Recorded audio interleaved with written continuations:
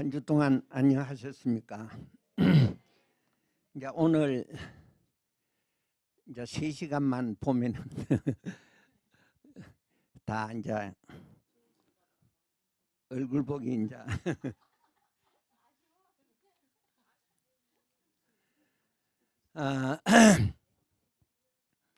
그래서 1시간 반 정도만 오늘 강의가 있고 나머지는 졸업하는데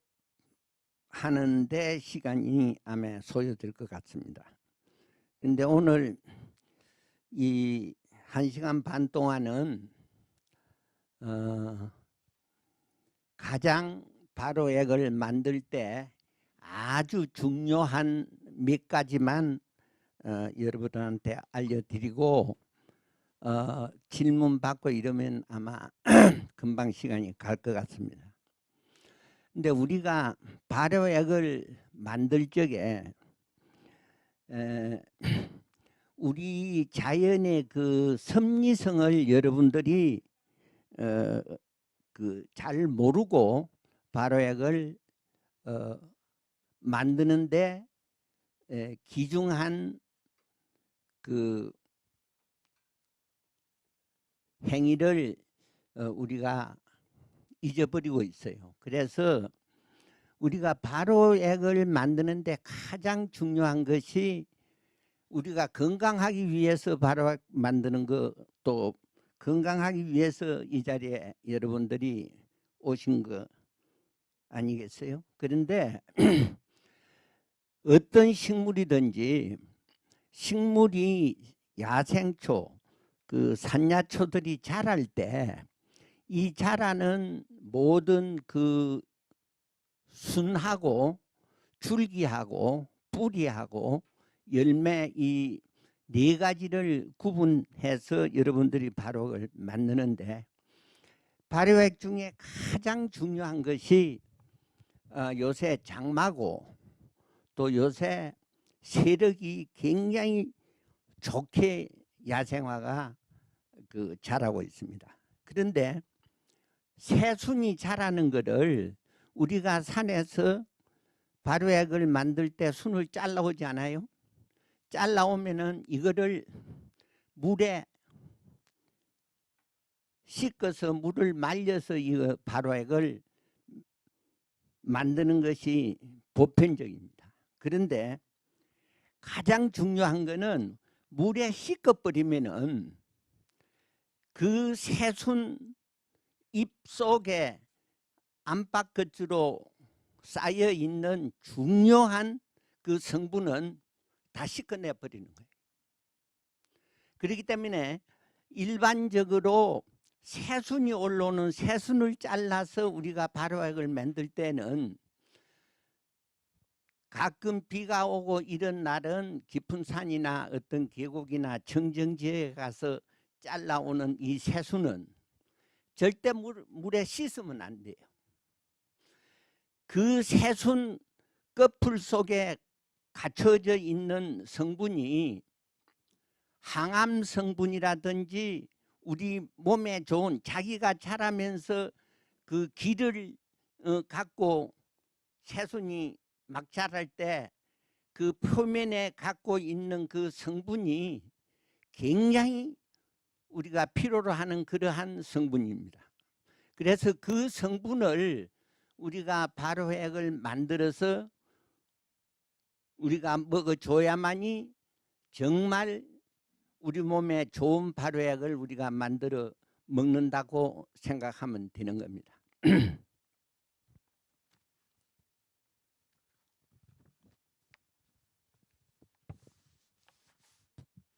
그래서 우리가 산에서 제일 중요한 거는 산에서 따는 돌복숭아, 이것이 실질적으로 굉장히 좋은 성분을 많이 가진 복숭아입니다.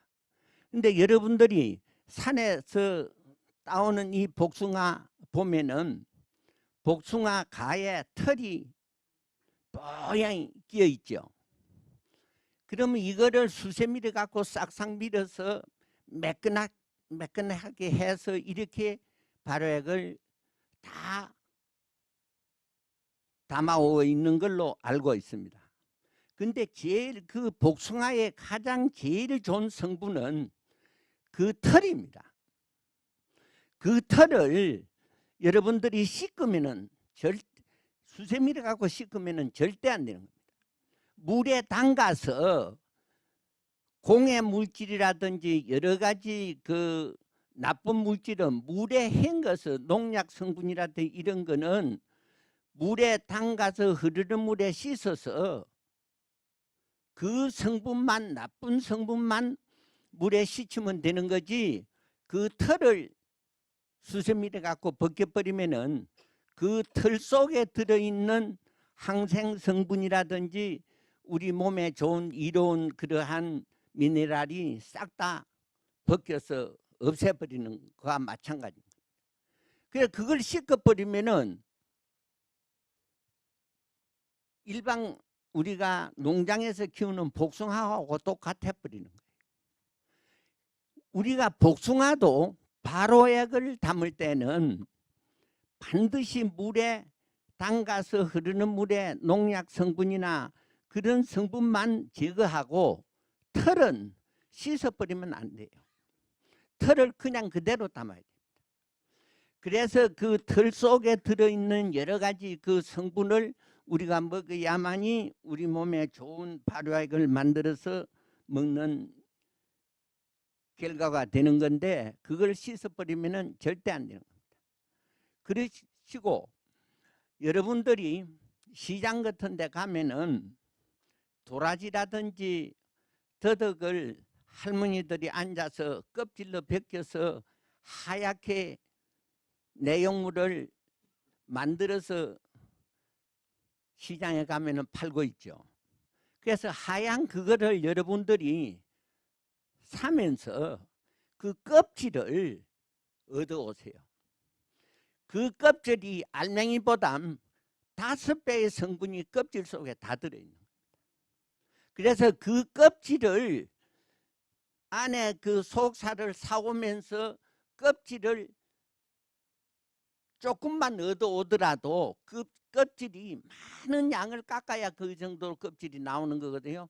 그 껍질을 얻어오면은 여러분들이 발효액을 만드는 사람들 중에서는 그 껍질이 굉장히 좋은 그런 성분이 껍질 속에 많이 들어있다는 것을 아시고 그걸 가지고 여러분들이 발효액을 만들면은 실질적인 더덕이나 도라지를 갖고 담는 것보다 훨씬 더 좋은 성분을 많이 먹게 돼 있는 겁니다. 그렇기 때문에 돈을 주더라도 그 할머니한테 깎아버리고 버리는 그걸로 모아서 달라 그러면은 모아줍니다. 몇천 원만 줘도 모아주는데 그 아마 한 2, 3kg만 그걸 얻어오면은 몇만 원 주고 사오는 것보다 더 여러분들이 발효액을 만들어 먹는 데 있어서는 큰 이득이 있다는 것을 아시면 되는 겁니다.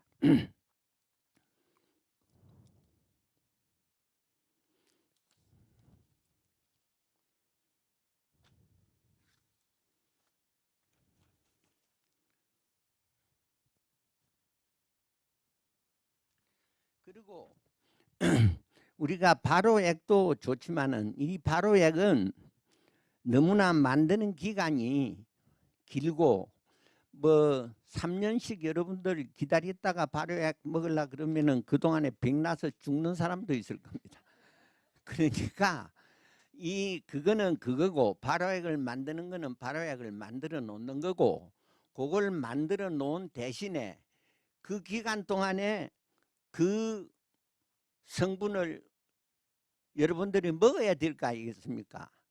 그러니까 먹는 거는 꼭 같이 그와 같은 발효액을 한 뭐 2단지나 1단지 담으면은 1단지 정도는 중탕을 해서 드시면은 발효액보다는 못하지만은 그 대신 충분한 그 성분을 중탕을 해서 드시면은 바로에게 대신된다는 것을 아시고 그때까지 기다리시지 말고 중탕을 해서 드십시오.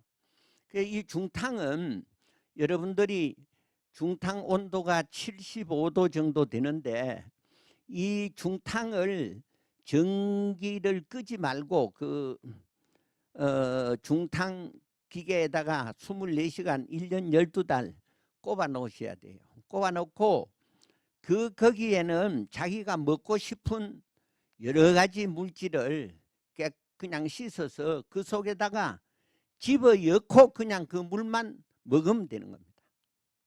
어떤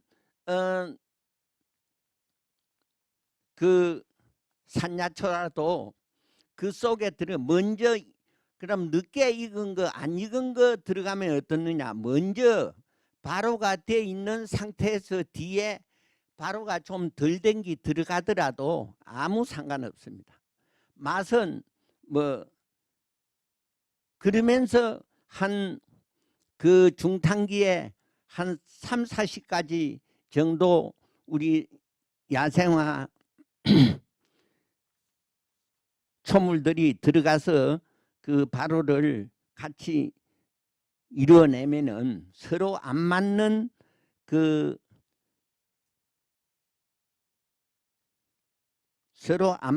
그러한 품종도 있지만은 그것이 10가지만 넘어가면은 서로 상생의 원리에 의해서 중화가 되어 가지고 좋아집니다. 그리고 제가 처음 강의할 적에 독버섯이라든지 독초마 가지고 제가 발효액을 만들어서 먹는다고 제가 강의한 적이 있죠.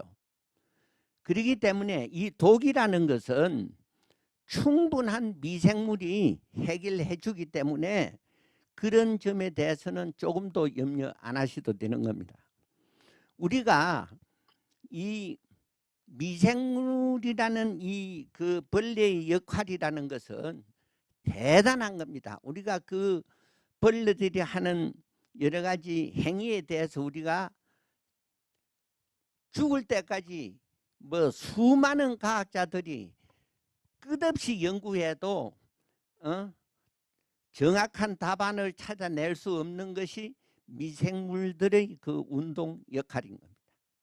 그렇기 때문에 이 미생물이 이 지구를 지켜주는 거 아니겠어요? 그래서 내 몸을 지키는 거는 지구도 미생물이 지키는데 내 몸을 지키는 거는 특히 이 미생물의 역할이 얼마나 귀중하다는 것을 자연의 섭리를 여러분들이 잘 생각해서 발효의 공부를 했다 하면은 그마한 신미한을 작용을 해서 여러분들이 지금까지 배운 내용을 가지고 활용을 하시면은 정말 훌륭한 무병장수의 길에 들어설 수 있다는 것을 여러분들이 자신을 가지면 되는 겁니다.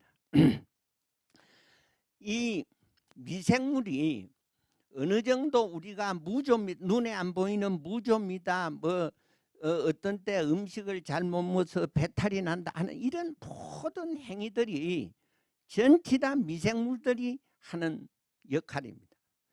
미생물들이 잘못되면은 엄청난 독이 될 수도 있고 잘만 잘 다스려 주면은 엄청난 건강을 회복해 줄 수 있는 그런 것이 그런 역할이 미생물의 역할인데 이 발효 효소는 효소라는 이 두 단어는 실질적으로 아주 미미하게 지금 체외에서 활동하는 효소는 그마침 미미합니다.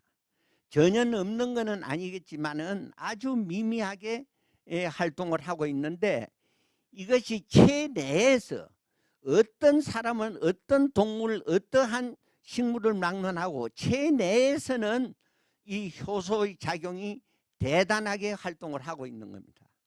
그래서 이 효소의 활동이 없으면은 머리카락도 못 만들고 눈썹도 못 만들고 뭐 손톱도 발톱도 이런 여러 가지 성분을 만들어내는 것이 효소의 역할입니다. 그렇기 때문에 동물도 마찬가지, 식물도 마찬가지입니다.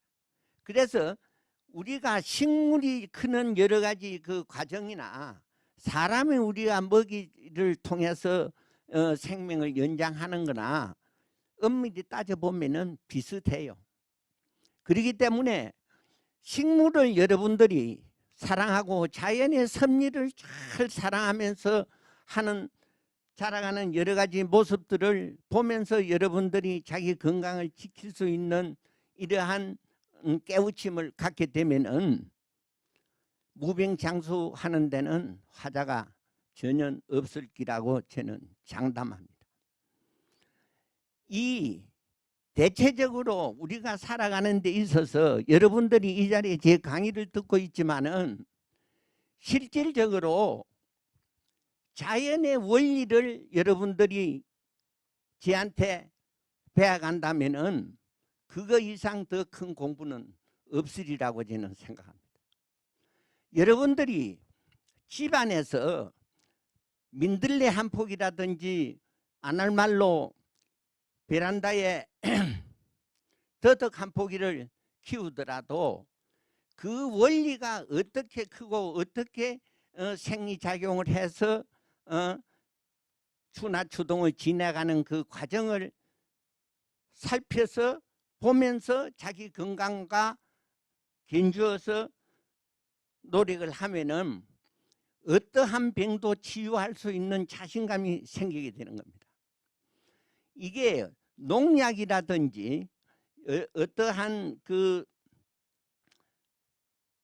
병충해를 죽이는 그 독성을 만든 그 농약이 어떤 면에서는 없어서는 안 될 지금 과학시대에 중요한 가지겠지만은 실질적으로 농약이 없더라도 이 지구는 농약으로 말미암아 오히려 더 피해를 크게 당하고 있는 줄도 모르는 사실에 입각해 있습니다.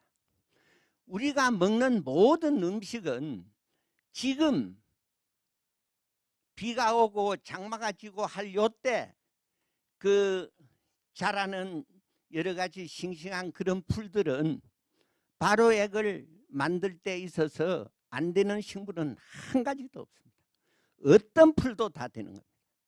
그래서 우리가 건강한 사람이 건강을 지키기 위해서 그 발효액이라는 이 과정을 통해서 30가지 이상만 여러분들이 풀을 이름을 몰라도 좋아. 어떤 단지 하나를 집안 베란다에 갖다 놓고 무조건 한 30가지 이상만 뜯어다가 싱싱한 새 풀을 뜯어다가 발효액을 여러분들이 한번 만들어 보십시오. 그러한 발효액을 여러분들이 이름 모를 풀, 이런 발효액을 만들어서 여러분들이 마시게 되면은 그 만드는 과정부터서 엔돌핀이 생겨가지고 흥이 붙습니다. 또 만들어 놔서 그거를 드실 때쯤 되면은 한 3년쯤 기다렸다가 그걸 마실 때 그 맛이 참 기가 막히게 좋습니다. 그리고 그러한 발효액은 맞고 안 맞고 한 사람이 전반적으로 다 맞게 돼 있는 겁니다. 그러한 발효액은. 그래서 여러분들이 지금 발효액 한 30가지 정도 그 풀을 여러분들이 발효액을 만들어서 한번 드셔보라고 제가 그 풀 종류를 쭉 적어 왔는데 뭐 이 풀이 여기에 적혀 있는 이 풀이 아니더라도 괜찮습니다. 그래서 이 풀을 여러분들이 이걸로 복사를 해가지고 뭐 하나하나 읽어 다 주려면은 그거 뭐 금방 들었다 또 돌아서 뭐 잊어버리니까 복사를 해서 이 풀이 아니더라도 그에 가까운 풀들을 여러분들이 발효액을 한번 만들어 보시라는 이야기입니다. 그래서 조금 전에 제가 이 얘기한 이 풀들을 순을 자를 적에 절대 씻지 말라는 거예요. 줄기, 뿌리 이런 거는 다 씻어서 한다 손치더라도 요새 장마에 특히 이제 내일 비가 많이 온다니까 비가 저렇게 며칠간 계속 많이 오고 나면은 더욱더 식물은 탄력을 받습니다. 그래가지고 어떤 순이라도 순이 싱싱하게 막 솟굴립니다. 뭐 칡부터 시작해가지고 오만 풀들이 뭐 주변에 그렇다고 해서 길가라든지 이런 공장 근방이라든지 이런 데 풀은 삼가하시고 조금 가까운 산이라도 산에서 가서 뜯는 풀은 제가 보기에는 100%다 괜찮으리라 봅니다. 대충 요새 가장 신나게 크는 것들이 쑥입니다. 쑥은 쑥, 민들레, 요새 또 질갱이가 아주 신납니다. 이 질갱이는 꽃대를 막 형성해 가지고 꽃을 그 꽃대에서 씨를 맺혀 가지고 막 포기가 어마어마하게 커져 가지고 아주 신나게 크고 있습니다. 그래서 뿌리채 싹 뽑아 가지고 뿌리 싹 씻어서 그냥 그대로 가위라든지 작두라든지 이런 데 종종 썰어서 그냥 같이 담으면 되는 겁니다.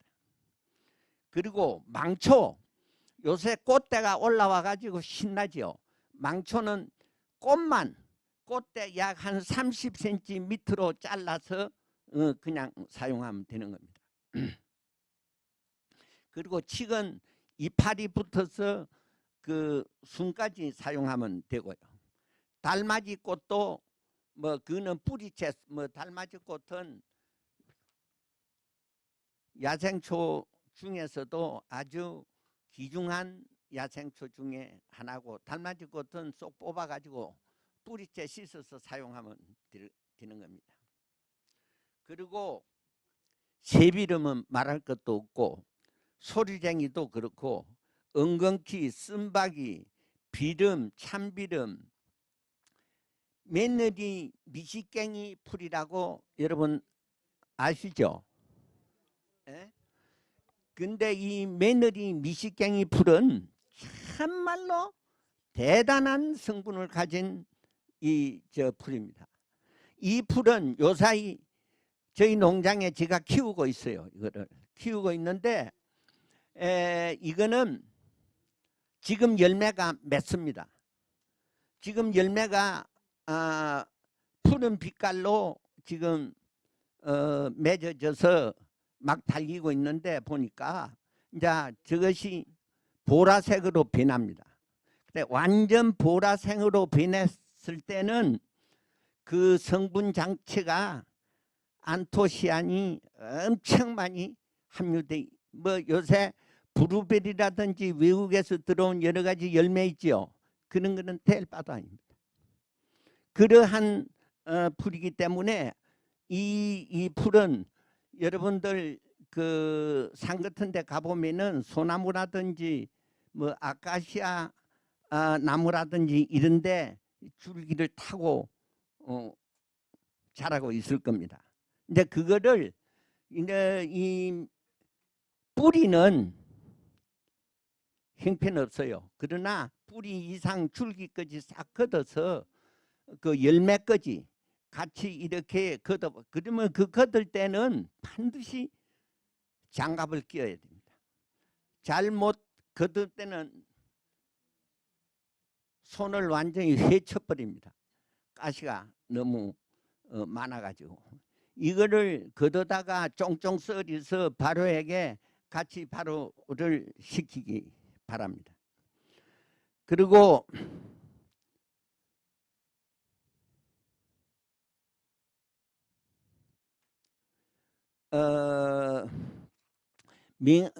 요새 그 맹아주 맹아떼도 요새 한창 신나게 크고 있거든요. 그래서 맹아떼는 줄기는 말고 위에 순만 똑똑 따는데 맹아 때는 특히 씻지 마세요. 똑똑 그 위에만 따서 씻지 말고 사용을 하면은 똑똑 딸 때 손에 따는데 그게 분이 손에 묻습니다. 그 분이 하얀 분이 굉장히 좋은 겁니다. 그래서 그 맹아 때는 그렇게. 그리고 까마중이 요새 신나게 열매를 꽃이 엄청 피고 많이 달리고 이제 조금씩 익는 것도 있고 이런 시기인데 발효액을 만들 때는 그냥 뿌리채 쏙 빼가지고 열매 꽃 뭐 할 것 없이 그냥 쫑쫑 썰어서 집어넣으면 되는 겁니다.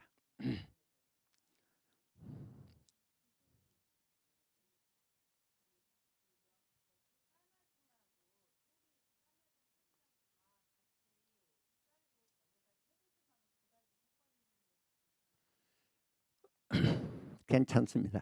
까마중하고 새비름하고 다 잘 맞습니다.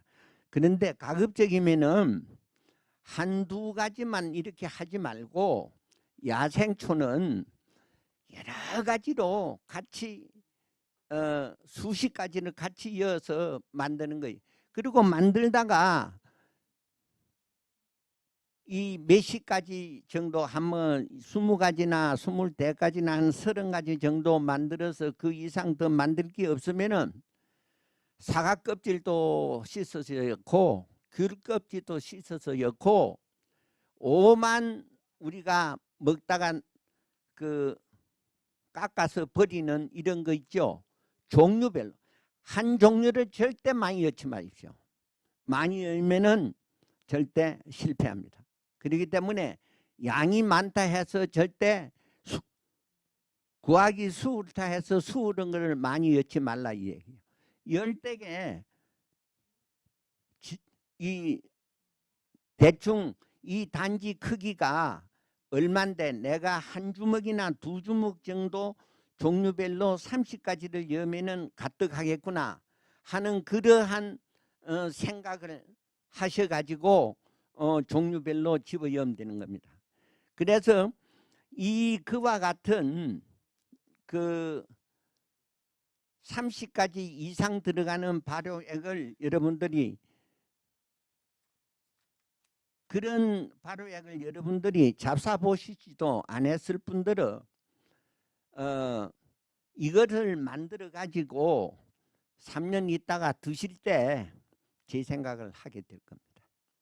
얼마나 맛이 좋고 그 묘한 그 향기라든지 이런 것이 복합적으로 그 코를 자극할 때 정말 행복스러운 그러한 발효액을 여러분들이 마시게 될 겁니다.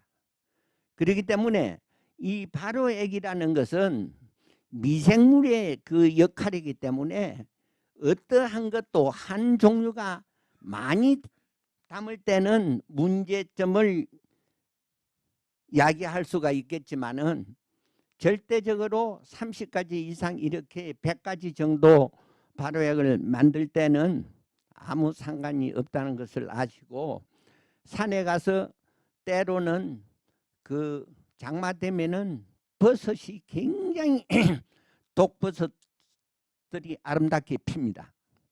그것도 한 송이 두 송이씩 여십시오. 이 독버섯도 여면은 그 독버섯이 일반 버섯보다 엄청 아름답습니다. 이 장마 지고 나서 산 같은데 계곡 같은데 가보면은 정말 꽃보담도 더 예쁜 것이 버섯인데 하루로 못 갑니다. 딱 해만 떴다 그러면 없어져 버려요. 그마침 빨리 녹아버립니다. 그리고 큼직한 뭐 상당히 큰 버섯도 맨손으로 절대 그 독버섯은 만지지 마십시오. 손에 묻으면 손에 뻘겋게 금방 독이 가려움을 유발하기 쉽기 때문에 장갑을 끼고 다뤄야 됩니다. 그래서 비닐봉지를 가가지고 솔솔 많이 하지 말고 몇 송이씩만 따가지고 이 발효액에 집어넣으면은 굉장히 효과적입니다.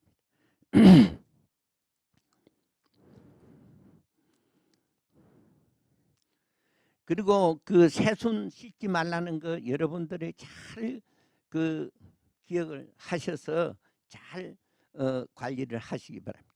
근데 그 새순에는 그 새순 끄트머리에서 자라는 여러 가지 거기에는 항생 물질이 굉장히 많이 포함되어 있습니다.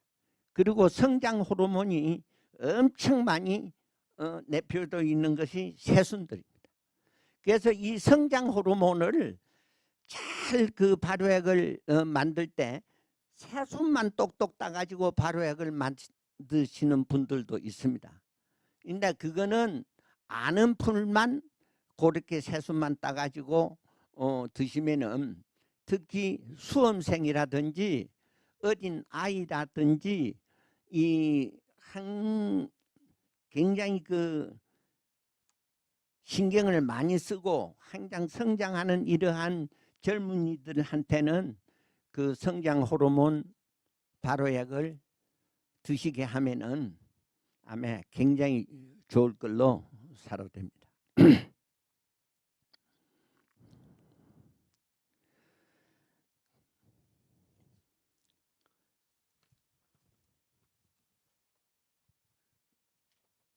요거를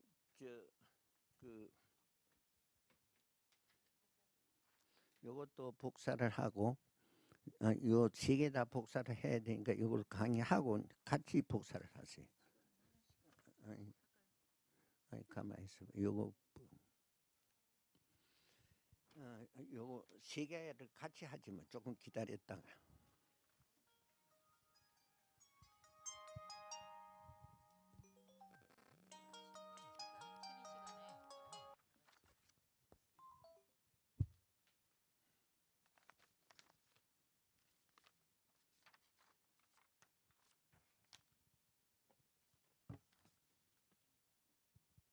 그리고 그 지난번에 이 강의를 제가 해 드리려 그러다가 시간이 없어서 밀려진 건데 이 무병장수 강장제로서 아주 훌륭한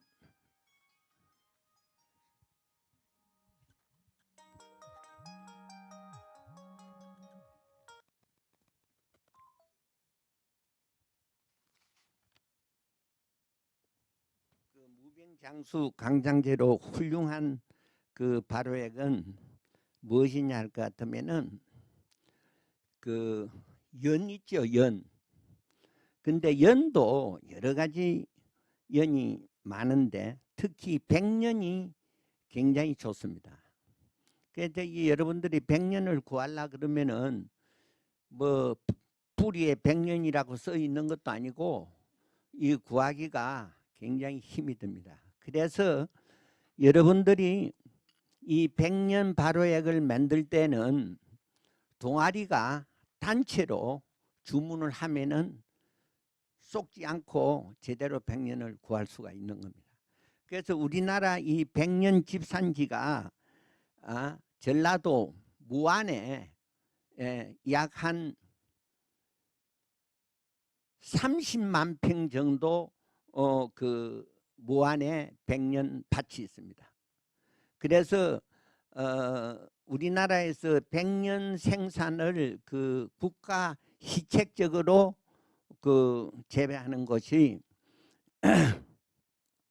그 무안 그 동네 이름이 무안해산이라는 동네 그 일대는 전부 다 백년을 재배하는 곳입니다. 그래서 이 백년은 실질적으로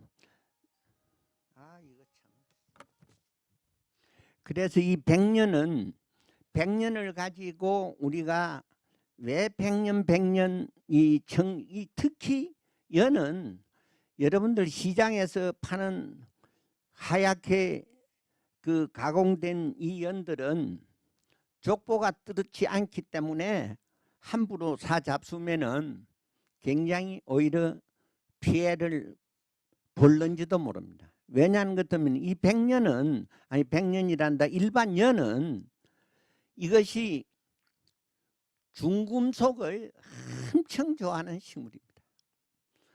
그리고 이 수질 오염을 엄청 방지해 주는 그러한 식물이기 때문에 중금속이라 그러면은 이 연바탕만 어떤 그 기름띠라든지 이런 것이 지나가면은 완전히 중화를 시켜버리는 그마침 세력이 강력한 그 중금속 오염 방지풀로 기록되어 있는 것이 연입니다. 그래서 이놈의 연을 어디서 파가 왔는지 자기가 재배하지 않는 이상에는 그 족보를 모르는 겁니다. 그래서 연이 좋은 것만은 틀림없는데 오히려 중금속 덩어리의 연을 우리가 먹게 되면은 안 먹는 것보다는 더 못하겠지요. 그래서 제가 여러분들한테 당부하는 거는 이러한 효소 학교에서 그 동아리가 형성되면은 동아리에서 단체로 무안이나 이런 데 농협에 주문을 하면은 정확하게 그 믿을 수 있는 그러한 연을 구입하게 되는 겁니다. 그래서 연은 뿌리 붙어서 줄기까지 열매까지 버리는 게 한 개도 없습니다. 그리고 왜 연이 우리 몸에 필요하냐는 것 같으면은 이 조금 전에 이 얘기한 거 마찬가지로 중금속을 무진장 좋아하는 식물이기 때문에 이 백년을 우리가 먹음으로 해서 내 몸에 들어있는 여러 가지 수은이라든지 뭐 모든 중금속을 이 연을 통해서 밖으로 배출시키는 겁니다. 그래서 왜 우리가 몸이 병들어가는 거는 우리 몸에 나쁜 그러한 중금속들이 우리 몸에 음습해 있기 때문에 그런 것이 우리 피 속으로 따라 돌아다니다가 집중적으로 한 군데 모인다든지 하면은 관절염도 되는 거고 암도 되는 거고 여러 가지 나쁜 그러한 불치병으로 이어지게 되는 겁니다. 그래서 그런 것을 우리는 어느 정도 이제 나이가 다 있어가지고 한 반평생은 거의 다 사신 분들이지. 그러나 후세대 지금 자라는 아들, 딸, 손자들은 살 나이가 기니까 이런 젊은이들한테 이 좋은 음식들을 좋은 발효액을 만들어서 먹이고 이래 하면은 후세대는 건강한 그러한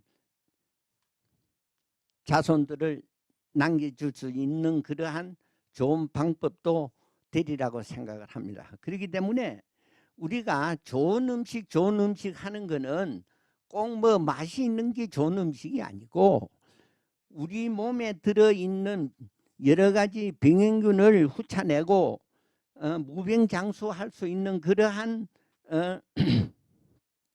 좋은 음식을 많이 드시고 무병장수하라는 데 이의가 있는 겁니다. 그리고 이 연의 효능을 볼 것 같으면은 특히 이 시대에는 스트레스 받는 시대이기 때문에 스트레스 많이 받는 사람들한테는 굉장히 좋은 내용물로 되어 있습니다. 그리고 우울증이나 신경쇠약 환자들한테 이 백년이 굉장히 좋습니다. 근데 고혈압, 콜레스테롤 분해, 염증, 여러 가지 염증 있는 해소, 불면증 해소, 피부 미용, 기침, 가래, 위염, 심장병 이런데 그 백년이 특효약으로 되어 있습니다. 그렇기 때문에 이렇게 좋은 그 음식을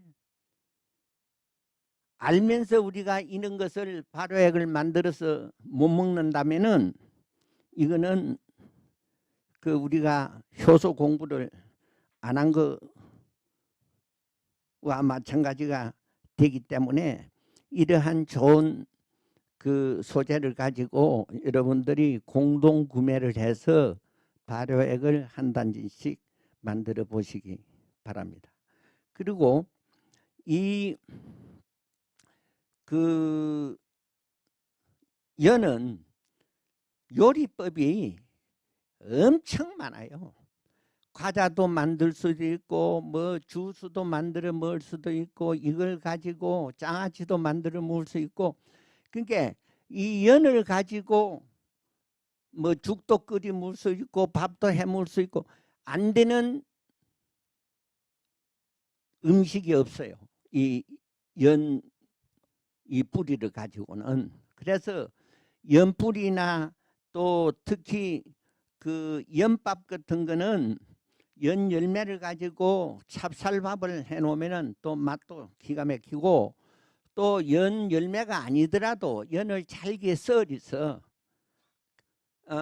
그 찹쌀밥을 해 놓으면은 연 자체도 점액질이 있지만은 찹쌀도 점액질이 있기 때문에 이 결합이 되면은 굉장히 그 고소하고 맛있는, 간장만 있으면은 밥맛이 꿀맛으로 만들 수 있는 그러한 그 소재라고 생각이 듭니다.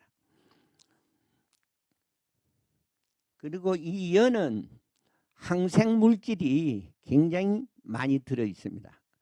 그래서 이 항생 물질이 많이 들어 있기 때문에 연밥을 만들어서 우리가 야외 같은 데 나갈 때 연잎에다가 이 여러 가지 오곡밥을 해서 싸면은 잘 시지를 않아요. 그마침 그 연의 그 이파리에도 좋은 성분이 많이 들어 있고 이러기 때문에 우리가 그 연을 가지고 제 생각에는 발효액을 잘 만들면은 맛이 기가 막힙니다. 그리고 이 연 자체에서는 그 주백이 그리 많이 나오지를 않아요. 그렇기 때문에 연잎이라든지 연줄기를 저온에 삶아 가지고 그거와 같이 연뿌리하고 같이 이렇게 발효액을 만들면은 굉장히 물이 많이 나오고 연에 대한 모든 성분을 우리가 많이 먹을 수 있는 그러한 내용물이 되겠습니다. 그렇기 때문에 이 연은 안 할 말로 그 굉장하게 토질이 진흙에서 자라는 거 아니겠어요? 근데 진흙의 그 성분이, 진흙 속에 들어있는 모든 미네랄 성분이 이 연이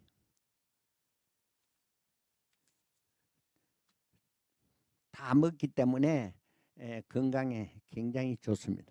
그래서 저희 그 햇살들 농장에 연밭이 약 한 600평 정도 연밭이 있습니다.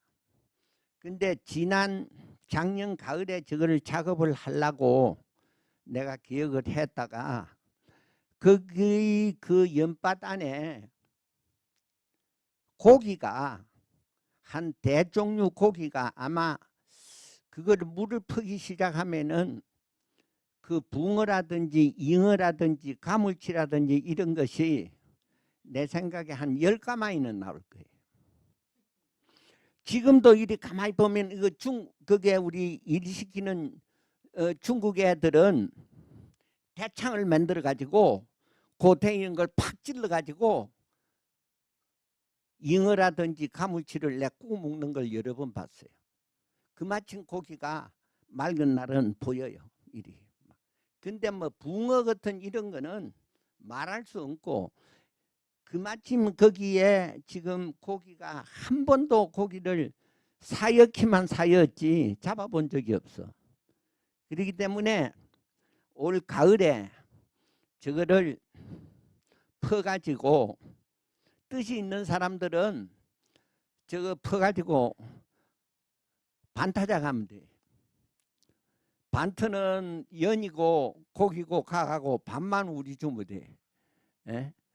그래서 뜻이 있는 사람들은 한번 기합을 해서 가을에 한번 작업을 한번 해보시기 바랍니다. 그런데 이 연은 급성장하는 식물이에요. 저것이 이 연이 자라는 걸 보면은 물에다가 연못에다가 연뿌리에다가 돌멩이를 하나 달아가지고 몇 개만 던지 놓으면은 몇 년 이후에는 전체 다 연밭이 됩니다.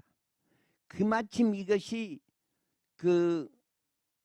해치 이 진흙을 좋아해요. 그래가지고 뿌리만 받으면은 가는 줄기가 제일 처음에 그 자라는 모습을 보니까 칡넝쿨 나가듯이 제일 처음에 큰 선이 나가요. 나가서 뿌리를 근데 이게 뜯고 들어가는 힘이 대단해. 웬만한 이 비닐은 그냥 빵꾸 나요. 끄트머리 연뿌리가 이거 나가는데 왜 그런 걸 내가 아냐 할 것 같으면은 연못에다가 연이 너무 번식을 많이 하니까 번식 못하도록 얇은 고무 다라이를 에다가 연을 집어여서 위에다가 항투로 채서 연. 아이 보니까 이게 고무 다라이로 빵꾸를 내버려 이게. 이야 그거 보고 이야 이 새끼 이거 정말 참 대단한 놈이구나 하는 거를 그런 또 더 센 놈이 또 있어. 내가 그 화성에 팔탕국민학교 그 정원 조경을 제가 해줬는데 거기에 연못을 만들어 달라 그래서 제가 깊으면 애들 빠져 죽는다고 약 한 40cm 정도 깊이로 해가지고 연못을 만들어 달래요. 그래서 그 40cm를 밑에 방수를 해서 연못을 만들어서 이걸 놔뒀는데 첫 해는 물이 하나도 안 새고 잘 된다고 교장 선생이 굉장히 가끔 불러서 점심도 사주고 좋아하더만은 1년이 딱 넘어서 거기에다가 내가 연하고 부두를 갖다가 였는데 이 부들이 자라면서 방수에는 밑에 방수판을 빵꾸로 다 내가지고 이게 1년 동안은 까딱 없던 거지 2년째 돼서 물이 샌다는 거예요. 그래서 이상하다 해가지고 아무리 조사를 해봐도 물 셀 이유가 없는데 물이 새서 물을 쫙 빼고 조사를 해보니까 이놈 부들 지하경이 전신에 빵꾸로 다 내는 거예요. 글로 물이 새니까 이걸 알 수가 있어야지.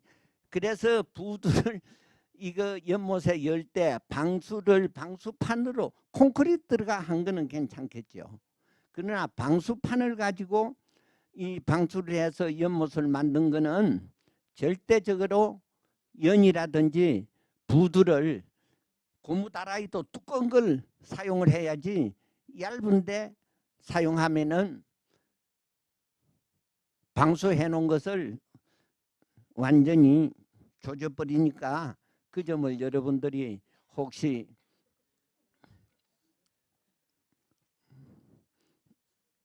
할 때 그는 그 자연의 원리를 한 번쯤은 생각해 보시기 바랍니다.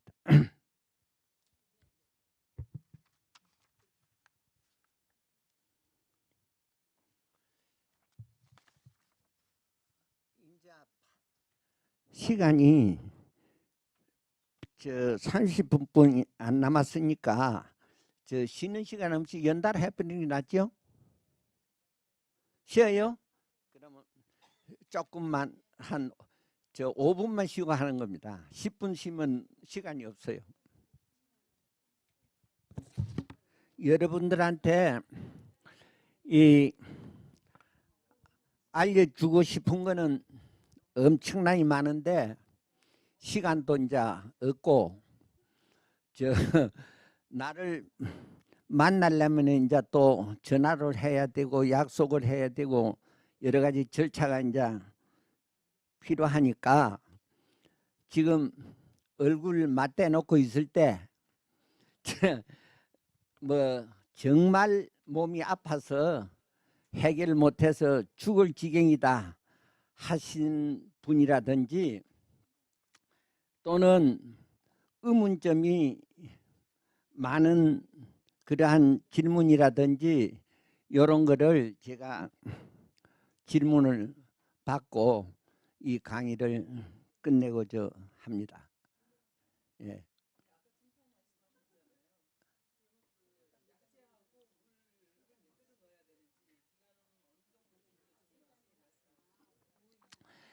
물은 약재 수량의 5배, 5배 여시고 중탕을 열 때 그 소재의 5배 물을 넣으면 됩니다. 그리고 먹을 때는 5일에서 7일이 경과 이후부터 잡숴야 됩니다. 그리고 우리가 지난번에 천년초에 대한 공부를 했죠. 근데 이 천년초 중에 내가 그때 빼먹은 게 있어. 가만히 생각을 해보면 제일 중요한 걸 아끼다가 제일 중요한 걸 빼먹고 지나가 버렸어. 천년초는 실질적으로 천년초 이 자체가 그 천년초를 심어서 키우는 환경에 따라서 천년초는 성분이 많이 달라집니다. 그리고 천년초는 사질토에 키우면은 뿌리가 약 한 1m까지 나갑니다. 사질토에서 키우면. 그런데 이 천년초 뿌리는 여러분들이 잘 모르는 내용이니까 제가 알려드리는 건데 인삼의 5배의 사포닌 성분이 뿌리에 있습니다. 여러분들이 천년초 뿌리를 키우다가 하나 손가락을 흙 속에 이어서 빼서 한번 맡아보십시오. 인삼내가 묵신 납니다. 그래서 사질토에 키운 그러니까 1년 만에 뿌리가 그렇게 자라지는 않겠죠. 그리고 사포닌 성분이 1년 키운 건지 인삼의 5배가 되는 것은 아닙니다. 최소한도로 5년을 사질토에서 키운 뿌리야 그 사포닌 성분이 인삼의 5배의 성분이 나오는 겁니다. 그래서 여러분들이 제가 자신 있게 권할 수 있는 거는 그 천년초 중탕을 여러분들이 많이 해 드십시오. 그게 중탕을 할 때는 반드시 뿌리, 줄기, 열매 3가지가 반드시 들어가야 됩니다. 여러분들이 특히 이 천년초 중탕은 여성분들한테 안성맞춤입니다.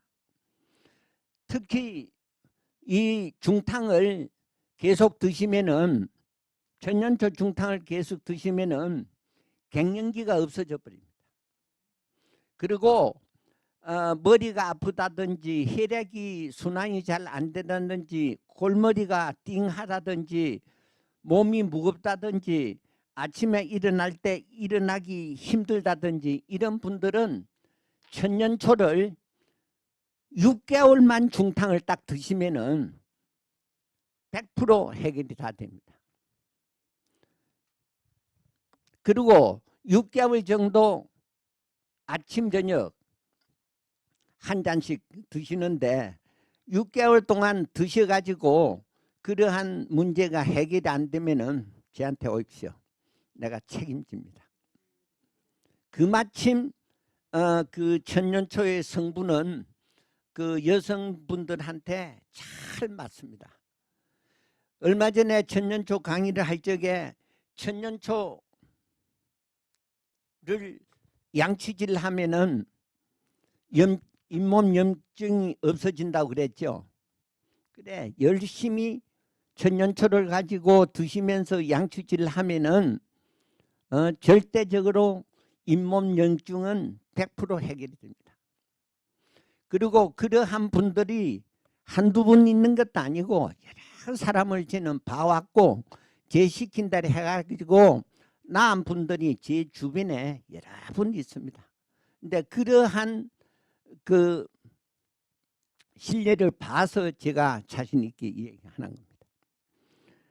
그러시고 여러분들이 중탕을 한다 그러지만은 50은 그 밤통에다가 중탕을 해야 돼. 무슨 조그만한 뭐 그 밥솥 이런 데서 중탕 뭐 한다고 꿈도 꾸지 마십시오. 그런 거 해갖고는 되지도 않습니다. 제사도로 넉넉하게 큰 그 보온밥통 50분 거기에다가 해야만이 떠먹어도 줄지도 않고 그래도 몇 개월 떠먹습니다. 그러면서 자꾸 집어넣고 몇 개월 한 3, 4개월이나 4, 5개월 드시고 싹 비워버리고 다시 또 그러니까 비울 적에 완전 비우면 안 돼. 굉장히 중요한 거는 그 솥에서 남은 찌꺼기라든지 국물을 한 잔 정도는 항시 새로 만들 때 부어줘야 됩니다. 그것이 75도의 미생물을 보존해서 계속 연기를 시키는 원리가 되는 겁니다. 그렇기 때문에 그 찌꺼기라도 다 버리지 말고 남겨놨다가 중탕을 할 때 이게 보온밥통 중탕해서 여러분들 드셔보시면 알겠지만은 엄청 변질이 빠릅니다. 하루면 씌어버립니다. 그렇기 때문에 빨리 썩고 빨리 상하고 빨리 변질이 된다는 것은 우리 몸에 들어가서 그마침 미생물이 빨리 달려붙는다는 의미가 되는 겁니다. 그렇기 때문에 변질이 빨리 되는 것은 먹어서 굉장히 좋은 음식들입니다. 변질이 안 되는 것은 항생 물질이 많이 들어있는 겁니다. 그래서 우리가 일반 밥이나 라면하고 여러분들 비교를 한번 해보십시오. 라면이 왜 나쁜가? 라면을 밥 한 공기하고 라면 하나하고 땅에 묻어보십시오. 묻어서 이 여름에 묻어서 물을 딱 줘 놓으면은 밥은 이틀이면은 벌써 썩기 시작합니다. 바로 되기 시작합니다. 콧물이 질질 나옵니다. 그러나 라면은 일주일이 돼도 생생합니다. 그마침 라면이 우리 몸속에 들어가서 그마침 발효 과정이 늦다는 것만 생각하시면은 라면 좋아하시는 분들은 지금은 건강해 보이지만은 언젠가는 문제가 야기된다는 것을 여러분들이 그러한 실험을 통해서 직감하시기 바랍니다. 이 사람의 체질은 자연의 섭리에 의해서 좌지우지되는 겁니다. 그마침 내 몸은 자연에 순응하는 자세가 돼 있어야만이 무병장수할 수 있는 겁니다. 제가 좀 건강하고 운동 꽤나 하고 우선에 해서 튼튼하다. 그게 속은 어떻게 간은 무언이라 하지 않습니까? 간은 얼마만큼 상해도 표시도 없어. 어느 날 갑자기 표가 나는 거지. 그렇기 때문에 간의 침묵이라는 얘기 들어봤어요? 그마침 간은 무섭습니다.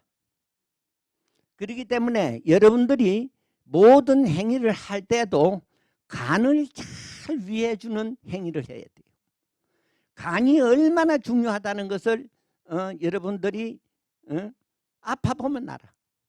안 아파본 사람은 자신 있게 꽝꽝 큰 소리 치지만은 아픔이라는 것은 손끝에 조그만한 가시 하나 들어도 못 참는 것이 사람입니다. 그마침 아픔은 무서운 겁니다. 안 아프고 건강하게 흥이 나는 그런 삶을 살아야 재미가 있는 세상이 되지. 빌빌하면서 병원이나 다니면서 약주머니나 찾고 왔다 갔다 해서 하면은 그 재미있겠어요? 그러니까 건강할 때 발효액을 가지고 건강을 지켜주시라는 얘기고, 병이 있는 사람들은 발효액을 가지고 빨리 나으시라는 얘기입니다. 그렇기 때문에 여러분들이 실질적으로 여기 앉아 계시는 분들이 아파서 정말 고민스럽고 안 낫고 하는 거는 제하고 대화를 통해서 그 병을 치유할 수 있는 산야초는 무지기수로 있으니까 그 약초가 주변에 글이 있는 걸 가지고 그걸 못 놔두는다 그러는 것 같으면은 내가 지금 그저 이 자리에 서서 떠드는 것이 전체 다 거짓말이지. 말도 안 되는 얘기지. 그렇기 때문에 우리는 자연의 섭리를 알면은 어떠한 병도 치유할 수 있는 그러한 자연의 원리라니까.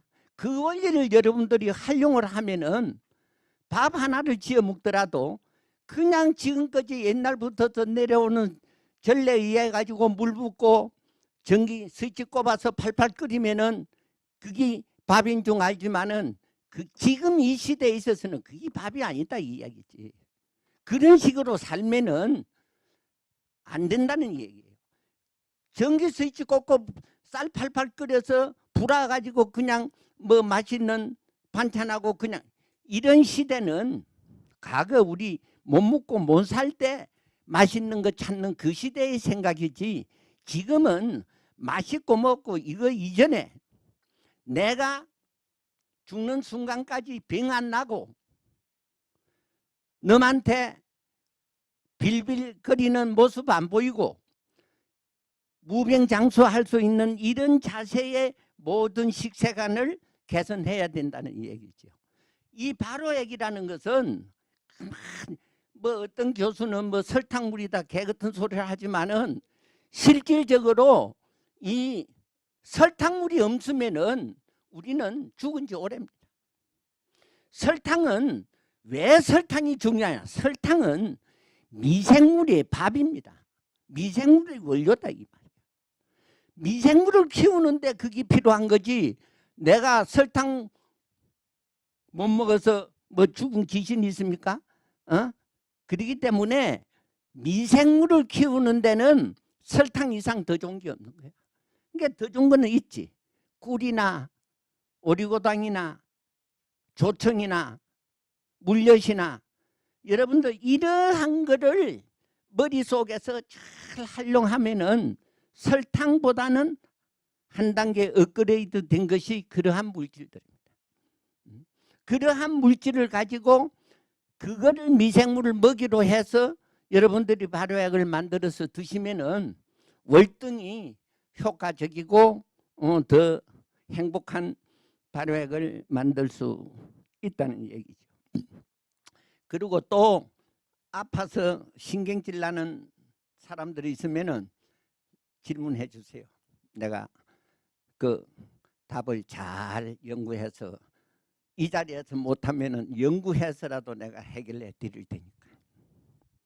그리고 지난번에 여러분들이 논하받은 그 앙케이트 그거 각자 그 다 읽어 보셨죠? 그리고 그 답안이 부족하면은 언제든 그게 제가 여러분들한테 답안을 준 거는 한 60%뿐이 안 되는 겁니다. 60%. 그게 100%짜리가 안 된다는 거. 왜 안 되냐? 그 사람하고 내가 면담을 하면은 내가 100% 답안을 줄 수가 있어. 그 사람 나이가 몇 살인지 키가 몸무게가 얼마인지 피행이 무엇인지 까막눈에서 내가 대체적으로 통계적으로 그러한 앙케이트를 써온 그 경험에 의해서 요런 병은 요런 정도로서 답안이 되면은 나을 것이다 하는 짐작이지, 그것이 내 사람 그 사람 여러 가지 체질이라든지 환경이라든지 이런 여러 가지 이게 병을 낫는 데는 이 약성 있는 발효액을 쓸 때는 그 사람의 성격부터서 다 내가 어느 정도 파악이 돼야만이 거기에 딱 맞는 야생화 발효액이 맞겠구나 하는 것을 내가 찾아내지, 그냥 여러분들이 적어낸 그 내용만 가지고는 불가능한 겁니다. 그렇기 때문에 60%뿐이 안 된다는 얘기입니다. 그리고 지난번에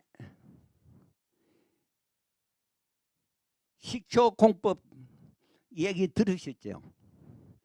그 식초공법만 여러분들이 잘 활용을 해도 가정건강은, 웬만한 가정건강은 지킬 수 있는 겁니다.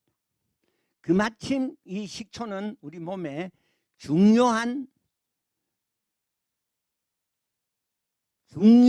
식초는 중요하고 중요한 효소입니다. 이제 이 식초의 발효액은 지금 현재 여러분들이 긴급히 만들어 먹는 이 식초 발효액하고 옛날에 전통적으로 전래때 내려오는 이 식초하고는 맛이 다릅니다. 옛날 전래때 온 이 식초 맛은 정말 감칠맛 나죠. 그리고 그와 같이 감칠맛 나는 발효식초를 지금 여러분들이 긴급히 만들어 먹는 발효액을 드시면서 그와 같은 발효액을 만들어 드시라 이 얘기예요. 그런 거는 지금 긴급히 만들어 잡수는 이 발효액 식초 찌꺼기라든지 이런 거를 전반적으로 버리지 말고 단지를 좀 큰 거를 딱 숨쉬는 단지를 옆에 준비를 해놓고 지금 현재 긴급히 만들어 먹는 이 식초 찌꺼기를 거기에다 다 쏟아 부으라 이거지. 다 붓고 그 쏟아 붓는 거기에다가